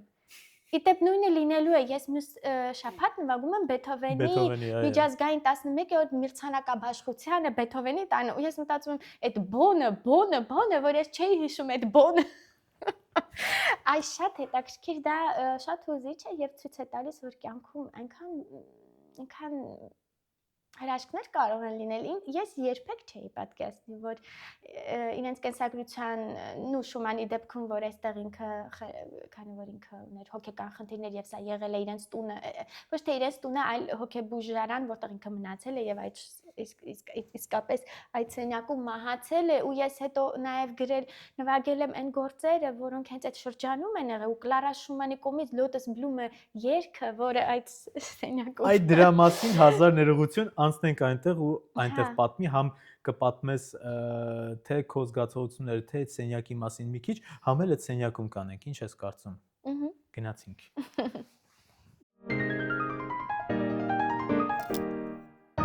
Անի ջան, այմա մենք վերջապես կգնանք այս սենյակներ եւ կուզեմ որ հենց դու ներկայացնես որտեղ են գնում ու մեկ էլ դու ասում էիր որ այստեղ շատ կարևոր ստեղծագործություն է գրվել։ Մի հատ թողնում եմ քեզ որ դու պատմես։ Հա, ինչպես նշեցինք, այս սենյակում է Ռոբերտ Շումանը մահացել այս հատվածում եւ ինձ համար շատ հուզիչ էր, երբ որ ես այստեղ նվագում էի Կլարա Շումանի ստեղծագործությունը Lotus Bloom-ը երգը, որը հենց այստեղ է գրված հենց այդ ժամանակ, երբ որ Շումանը մահացել է, եւ առհասարակ իմ կապը Շումանների հետ շատ դերմանկուց է եղել եւ ես շատ եմ սիրում Ռոբերտ Շումանի գործերը, բայց այլ ավելի հետաքրքիր էր ինձ համար բացահայտել Կլարա Շումանին, որը շատ մեծ կապ եւ գործունեություն եւ դեր է ունեցել Ռոբերտ Շումանի համար։ Ինքը գրեթե բոլոր գործերը իր համար են գրված եղել եւ ինքը անգամ փոփոխել է Ռոբերտ Շումանի սոնատները եւ այլն դաշնամուրային ստեղծագործությունները։ Առաջինը ինքն է, այսպես ասած, համաձայնությունը տվել մինչեւ դրանք տպագրվել են կամ լուսաբանվել են ու ինձ համար շատ մեծ դեր է, մեծ պատիվ է, որ Շումանյան ասոցիացիան Դուսելդորֆում ես որպես պատվավոր անդամ եմ այնտեղ եւ ինձ տվել են նման պատվավոր մի պատասխանատու բան, որ երկու օրիգինալ նամակների հովանավորվածություն եւ իմ ինտերպրետացիան մեկնաբանությունը այդ նամակների, որը կախված է Դուսելդորֆի տուն-թանգարանում եւ ես տարիներ շարունակ մոտ 5 տարի երաժշտական պերֆորմանս, թատերական պերֆորմանս եմ արել, որը ներկայացրել եմ մարմնավորել եմ Կլարա Շումանին, ասում են, որ ես նման եմ անգամ եւ Կլարա Շումանի ստեղծագործությունները կյանքը 4-5 այսպես ասած հատվածով եւ իրենց կապը իհարկե Ռոբերտ Շումանի նամակները, ստեղծագործությունները, որ գրվել են, մի խոսքով ամեն ինչ։ Ինձ համար դա շատ պատվաբեր բան է, որ ես լինելով հայ երաժիշտ դարձել եմ Շումանյան ասոցիացիայի ներկայացուցիչ եւ այդ պատվավոր ու պատասխանատու դերը լուսաբանելու իրենց ստեղծագործությունները ու նաեւ ստանձնելու այդ պատասխանատուները օրիգինալ նամակների հովանավորչությանը։ Ինչպես ասացի, դրանք պոստերային ձևով անփոփոխ ներկայացված են Դուսելդորֆի տուն-թանգարանում Այո, եւ ես հուսով եմ, որ դեռ նման պատասխանատու գործունեությունը ես կշարունակեմ ու կմարմնավորեմ Կլարային եւ կլուսաբանեմ նաեւ իր հրաշալի կոմպոզիտորական գործերը։ Սուպեր, շատ լավ։ Վերադառնանք մեր աթոռներին։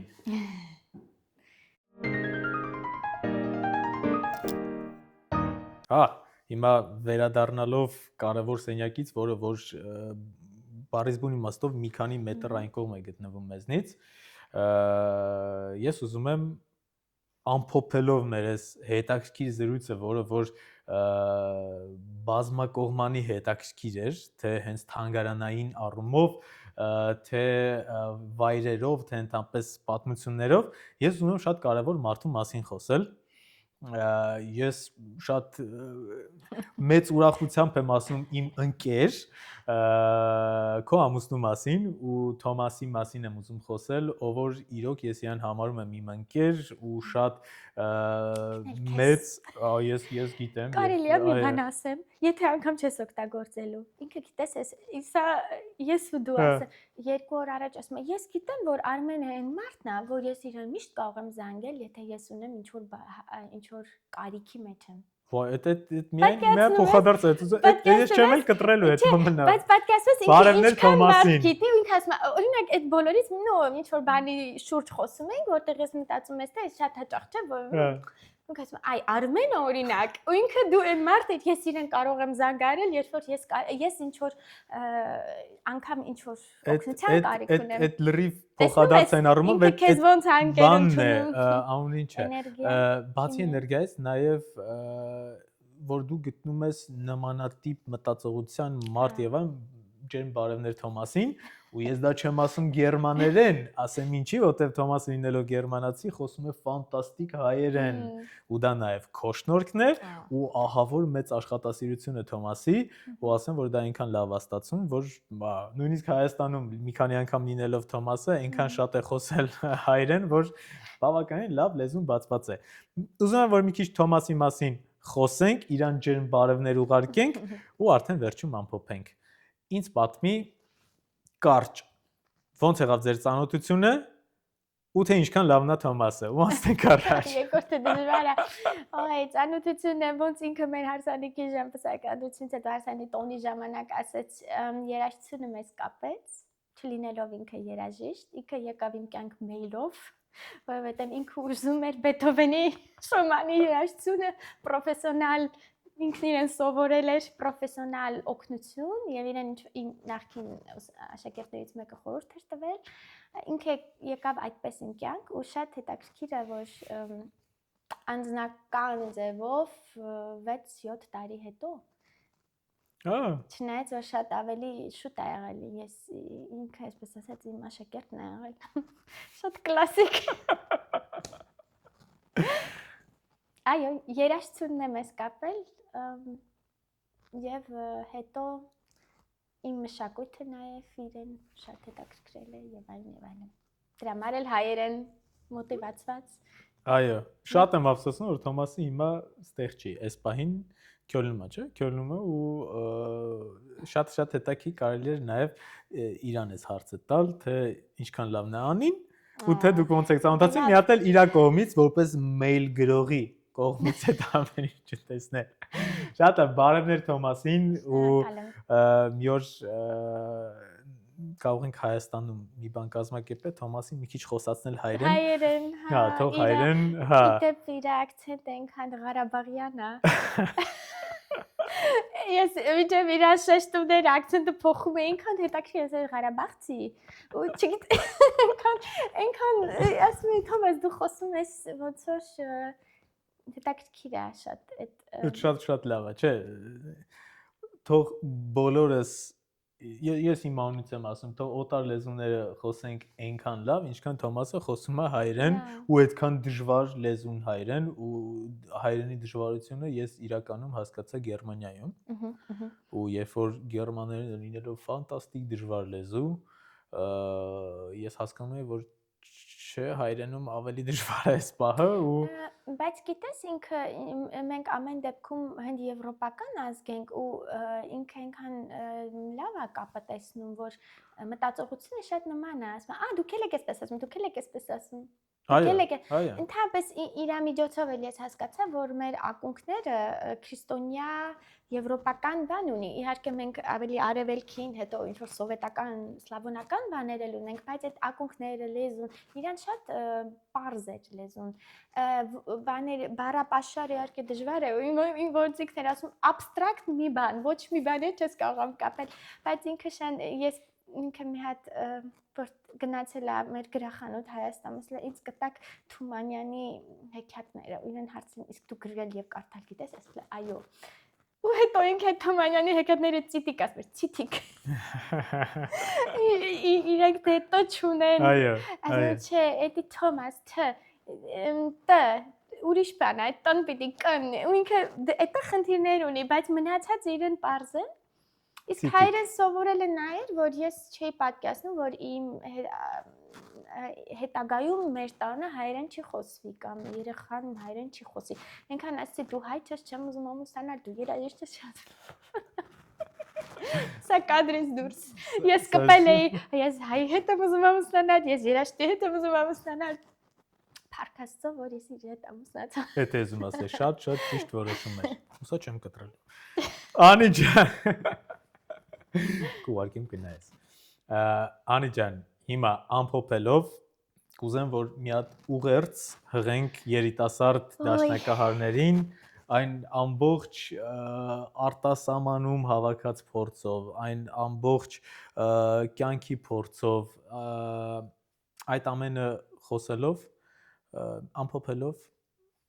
ուղերձ։ Երիտասարդ դաշնակահարներին, նկատի ունես երիտասարդներին։ Այո, երիտասարդ հայ դաշնակահարներին։ Ես ուզում եմ իրենց խնդրել, որ իրենք այդպես նվիրյալ մնան, որովհետև այս գործը նվիրում է պահանջում, որովհետև հակառակ դեպքում դու դա չունի այդքան ներդրվելը, դու ստանում ես հոգևոր առումով շատ բան, բայց եթե չլինեն իրանք այդքան նվիրյալ, այդքան աշխատասեր, այդքան ինտուզիազմով ու ունենալով այդքան քիչ հնարավորություններ, այդքան ներդրված դրանում, կկորի մեր այդ տաղաններն էլ պետք է մշակվեն, հա, ու այդ շատ ցավալի կլինի, որտեղ ես միանշանակ համոզված եմ, որ մեր երիտասարդները մի ուրիշ մակարդակի տաղանդ ունեն, որը չեն սովորում, այդ երաժշտականությունը, այդ ջերմությունը, այդ ամեն ինչը, այդ սարերի, լեռների, այդ ջրի, արևի, այդ ամեն ինչը մեր մեջ կա, ու ես ուզում եմ խնդրել, որ իրենք պահեն իրենց այդ սերը դեպի երաժշտությունը, որպեսզի չմեռնի այդ մեր երկրում։ Շատ բան է գնում դեպի, որ դասական երաժշտությունը հետ է գնում, շատ տեղերում։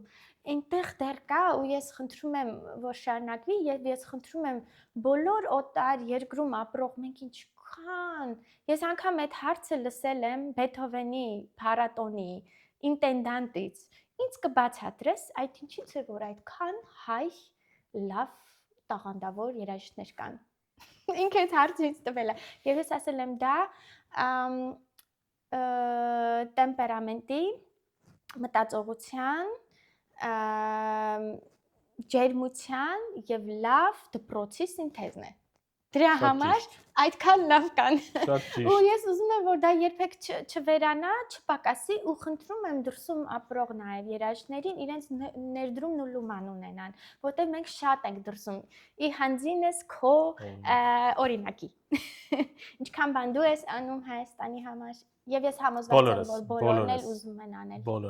Բոլորս։ Անի ջան, շատ շնորհակալ եմ քեզ ու շատ շնորհակալ եմ թե հաճելի զրույցի համար, թե ընդհանրապես ես միշտ վայելում եմ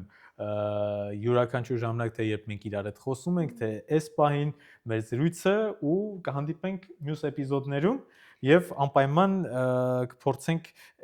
ել ավելի հետաքրքիր վայրերում լինել։ Այսօր մենք Շուման Հաուսում ենք, մյուս անգամ չգիտեմ երբ կհանդիպենք, չմոռանաք բաժանորդագրվել մեր էջերին,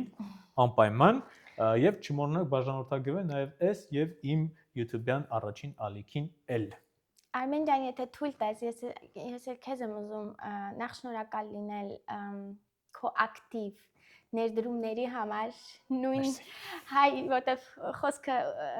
ուղղվեց հայերին, ինչ խնդրում եմ դու օրին քեզ շնորհակալություն քո եռանդի համար եւ այս հսկա աշխատանքները, որ դու անում ես հայ դաշնակահարների եւ ամեն ինչ որ կազմակերպվում է, նաեւ այս հրավերի համար, որ դու հնարավորություն ես տալիս մեզ ինչ որտեղ բաց լսարանի առաջ խոսելու ու քեզ մեծ ուժ եւ ներդրում քո մասնագիտական հաջողություններին որպես փայլուն դաշնակահար ես քիչ մարդ եմ շատ ճանաչում որ այսքան տաղանդներ մեկում են լինում եւ տաղանդավոր իսկական մարդիկ լինում են այդպես թող եւ գեղարվեստական եւ դաշնակահարային եւ այս հրաշալի գործունեությունը որ դու ունես կազմակերպչական հավաքելու բոլորին միասին հավաքելու համատեղելու անչափ շնորհակալ եմ։ Ես եմ շնորհակալ, ինչ անում եմ մեծ սիրով եմ անում ու ինձ էլ մոտիվացնում են կոպես մարդիկ, ովքեր որ միշտ իմ կողքին են, միշտ իրար հետ մենք փորձում ենք մի բան անել եւ սպասեք նորանոր վարպետության դասերի եւ համերգների արդեն անին Հայաստանում։ Չմոռանաք բաժանորդագրվել։ Կհանդիպենք մյուս էպիզոդներում։ Մերսի։ Հաջողություն։